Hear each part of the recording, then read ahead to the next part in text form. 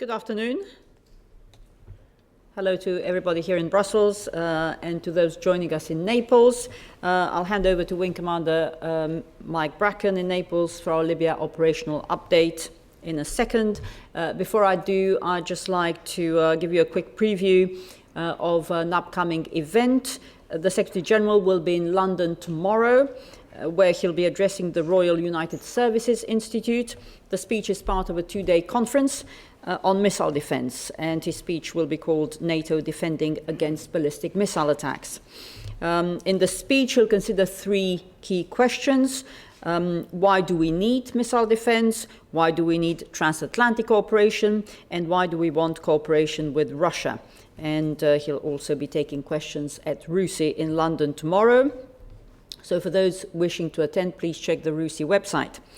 While in London, the Secretary General will also meet Prime Minister David Cameron.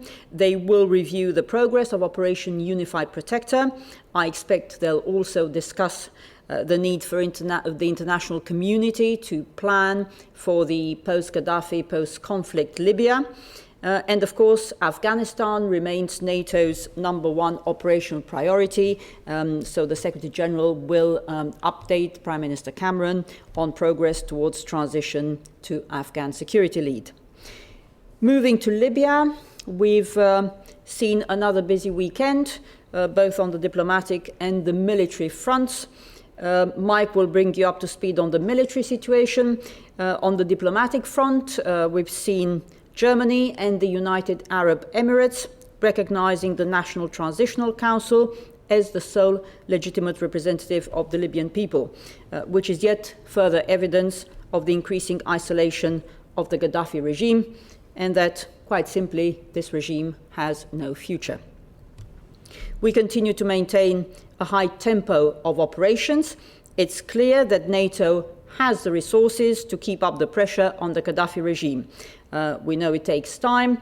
We know that following last week's ministerial meeting, allies and partners are considering how they can best provide the necessary resources to see this mission through. And as stated last week, the Secretary General is confident that the alliance will do just that. And with that, I can hand over the floor to Naples and Wing Commander Mike Bracken. Mike. Thank you, Juana, and good afternoon, Brussels, and welcome to the journalists that have joined us today here in Naples.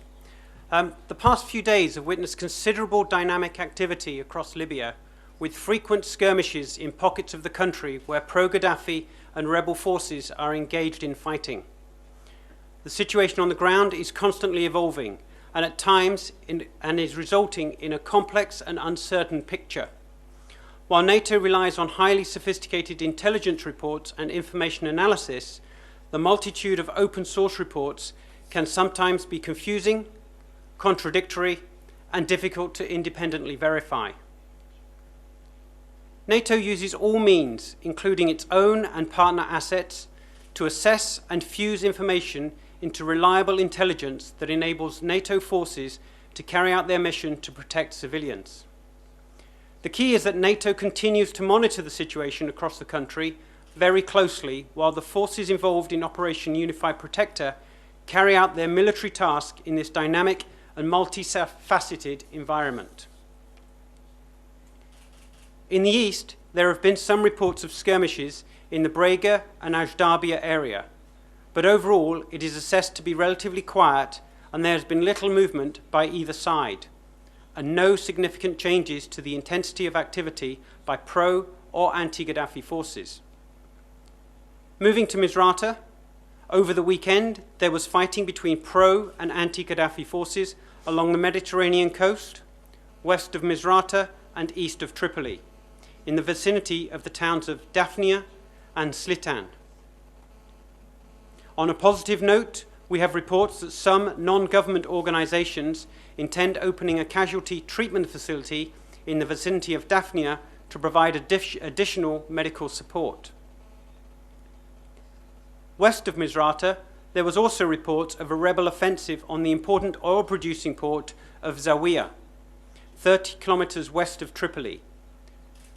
This area appears to be a hotspot for pro- and anti-Gaddafi clashes, and NATO continues to focus intelligence gathering capabilities in this area to build a better understanding of events on the ground. At sea, just off the west coast of Misrata, early on Monday morning, a NATO vessel spotted 2 high-speed inflatable boats. Similar craft had been previously used by Gaddafi's special forces in an attempt to lay mines in the harbour. As a result, attack helicopters were rapidly deployed from a NATO warship to intercept and destroy the boats. Attack helicopters have become an important integrated component of the combined air campaign, and they are regularly achieving success. In the west and in the Berber highlands, anti-Gaddafi forces continue to make steady gains and appear to control the ground from Wazin to Jadou and Zintan, as well as the town of Yafran, where we can confirm humanitarian aid supplies are getting through. Finally, in Tripoli, NATO strikes have continued to degrade command and control nodes and other military targets in order to stop the regime's ability to coordinate attacks. We know that Tripoli is the linchpin for the command and control of the Gaddafi regime and his ability to issue orders to fielded forces. NATO will continue to dismantle the regime's ability to coordinate attacks and direct violence against the country and reduce pro-Gaddafi forces' freedom to maneuver. It is also focusing its efforts on destroying the supply of munitions reaching the pro-Gaddafi front line by targeting the ammunition storage bunkers and facilities across the country, thereby reducing the threat to the civilian population of attack. I would like to sum up today's update with a video clip which shows a NATO strike on the vast ammunition storage facility in the desert at Wadan in central Libya.